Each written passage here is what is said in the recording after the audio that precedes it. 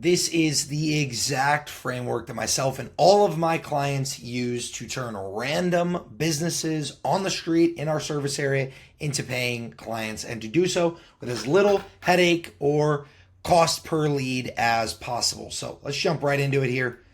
Cut the chit chat. This is about maximizing your CPL when you're doing cold outreach. So many people think that in order to grow any type of home service business, you just have to spend on ads and marketing. That is not always the case. Matter of fact, I have seen some of the largest businesses that I have worked with being built almost purely off of cold outreach alone. So how do we do it? Well, it comes down to two fundamental things you have to understand. First of all, what the hell is CPL? CPL is your cost per lead.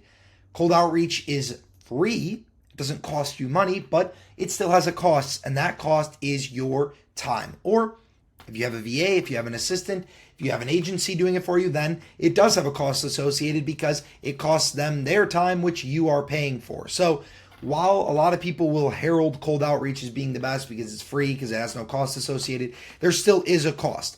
A nominal cost when compared to other things, but how do we maximize that cost, meaning minimize the amount of time that it takes for us to find good clients? Well, the first thing you need to do is pick the right niches, but we're going to save that for a future video. I'll get into my favorite niches, why I target them, how I quote them, and how I make it impossible for these homeowners to say no on a different video. But today I want to talk about just getting to yeses quicker, not necessarily niche dependent. Well, the fastest and most important thing that has to be at the number one spot of your to-do list is to get here as soon as possible. What is here? That is assessing your client's interest level. This is the key when it comes to decreasing your CPL for cold outreach. Cold outreach is a numbers game, and we want to find out the client's interest level, the client's motivation, the client's willingness to move forward with you as soon as possible. So cut the chit chat, cut the nonsense. My script normally starts with something like, "Hey, this is Parker. How you doing today?" "Oh, I'm doing great. Thanks. How can I help you?" Well, I just want to cut right to the chase here. My name, like I said, is Parker, but I own a cleaning business. I own a window washing business. I own a X business in X city. And I'm just wondering, do you guys use a third-party vendor for these types of services? Or I'll run the script of, do you guys love your current vendor for these services? Either of those gets me to this golden question as soon as I possibly can and allows me to use the stoplight method. The stoplight method puts all of these leads, all of these potential clients into either red, yellow, or green right from the jump. And now what's important is what you do once you've got them in that bucket.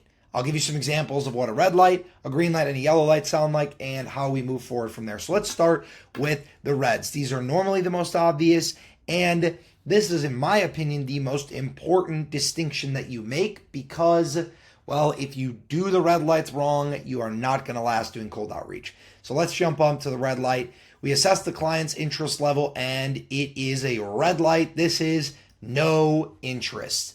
What do we do when it's no interest? What does no interest look like? Well, no interest looks like, yeah, we have a cleaner that we love. We've been using them for 10 years. The price is great. The quality is awesome. It's a family friend.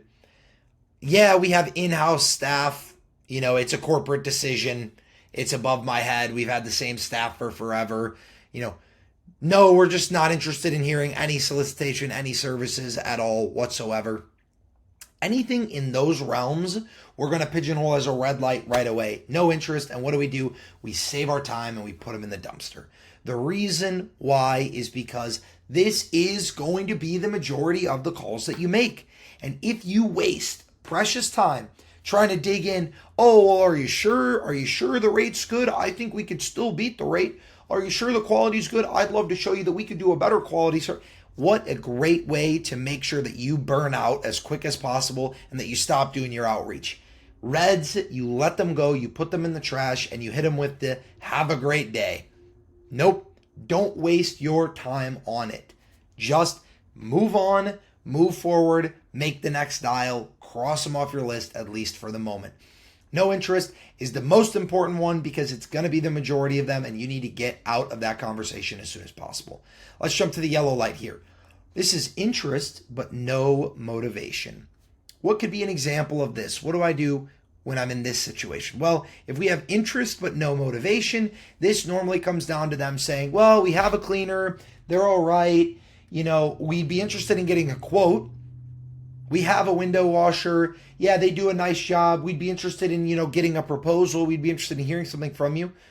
Yeah, we have a guy, he's not that great, but he's super cheap, so I don't think he'll be able to beat his price, and our manager's really price oriented, right? Anything like that is a yellow light. They're essentially saying we're interested, but under very certain guidelines and restrictions because we have no motivation.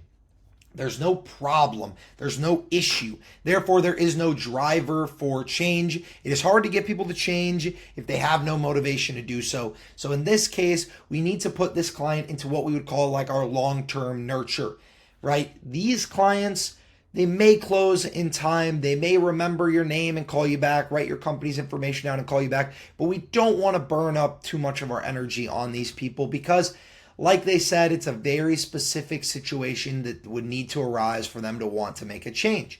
This is somebody who has a service provider. They're maybe in a long-term contract. Maybe they're doing it themselves and it's good enough, but they're interested in getting more information. We just want to take them into a follow-up sequence, set an appointment for potentially a future call or a walkthrough. If you're local and want to do a walkthrough, and deliver a proposal, understand they are not going to be moving quickly, but if your proposal is significantly cheaper, or if they do have a downturn in quality and they're looking for change, they have you top of mind because you went through, you did the walkthrough, you had the follow-up call, you sent a proposal, and they have information on you. Then it just goes into long-term nurture, maybe giving a periodic follow-up here once a month, once every 3 months, once every 4-6 months even, and just staying top of mind for them in the event that their cleaning quality does drop low enough, or their window guy does stop showing up, or their handyman does retire. Now you are top of mind and can step into that spot for them. The long-term nurture of this relationship is going to be where you're going to close this person. It's not going to be closed right away because the reality is they have no need to push the envelope quickly there and go forward when they don't have any motivation. So next we have this icon here. That's my window shopping icon. That's what they are. They're window shoppers. They'll take a look. They'll see what the price tag is. They'll decide if it's something that maybe they could want in the future, but they're not in the store. They're not ready to buy. They didn't come out to shop to make a change, right? So that is where these people fall in the yellow light. Now we have the best bucket, the green light. This is clients with interest and motivation. And what is important here is you need to engage swiftly because that situation will not last for very long. Somebody will step into that role if you don't. It's important that we engage that situation swiftly because these are our gold mine clients. This is the whole reason that we do cold outreach, is to look for these people. This could look like, oh yeah, we have a cleaner, but honestly, the quality's been really bad. Like, we're starting to look for a new cleaner. No, we don't have a cleaner, but I was just saying to our manager, that we need to look for one and we need to find one. I'd love to have a proposal. I'd love to see. Oh yeah, we have our employees are doing it right now, but they've been complaining about it a lot. I'm definitely interested. I'd love to find out more about how I could take this off of their plate. Green light, green light, green light. Engage swiftly. Go. They have both interest in the product or the service, and they have motivation to make a change in a short time horizon. We engage swiftly and we go to an immediate appointment setting. This is either a walkthrough or a virtual, depending on how you're running the company, and getting in there, getting in front of their face, whether virtually or in real life, to gather as much information as we can about why they're looking to make a change, what their motivation stems from, getting budget if possible, getting scope of work details, figuring out what would make you an A-plus service provider for them and what would make this a no-brainer deal so that we can beeline straight to the signed contract, get something in front of them, get a proposal, get a signature on paper, and just keep pushing the envelope here if they are in your green light bucket. Because like I said, if they don't sign up with you, they're going to sign up with somebody else.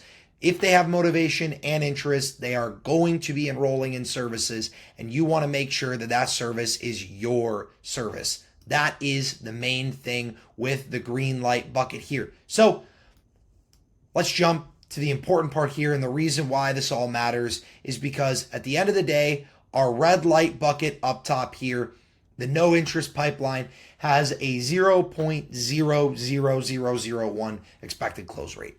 It's just probably not going to happen. At the end of the day, these people have no interest. They have no motivation. Why would they move forward? There's just no reason. Maybe they write your phone number down and they call you back at some point. But I would say that if they're even taking your phone number down, they're in our yellow camp here. So I put the expected close rate at pretty much nothing.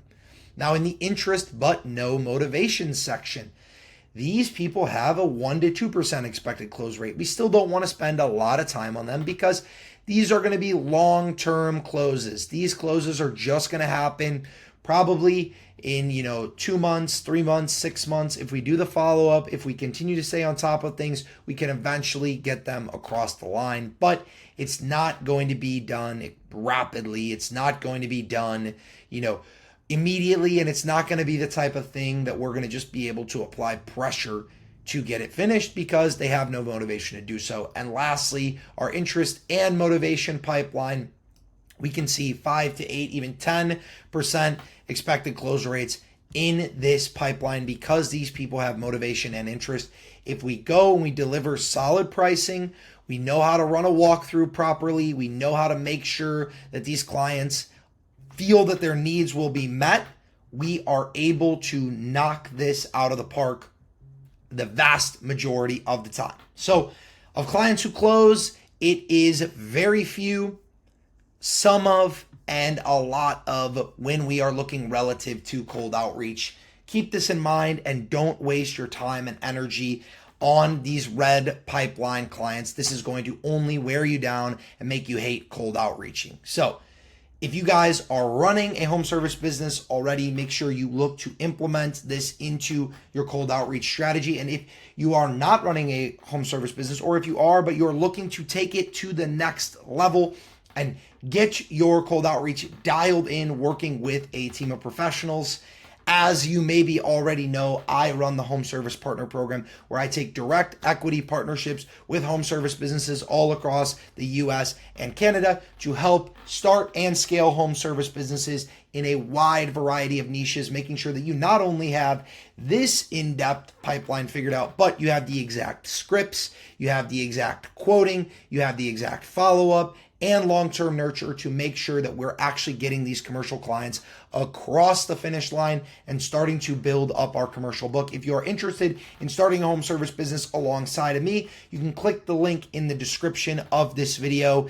If you guys are just here for the free value, make sure you have hit the subscribe button. Make sure you leave a like on this video. Stay tuned for tomorrow's video. We're going to dive even more into depth on cold outreach in that video, so don't miss it.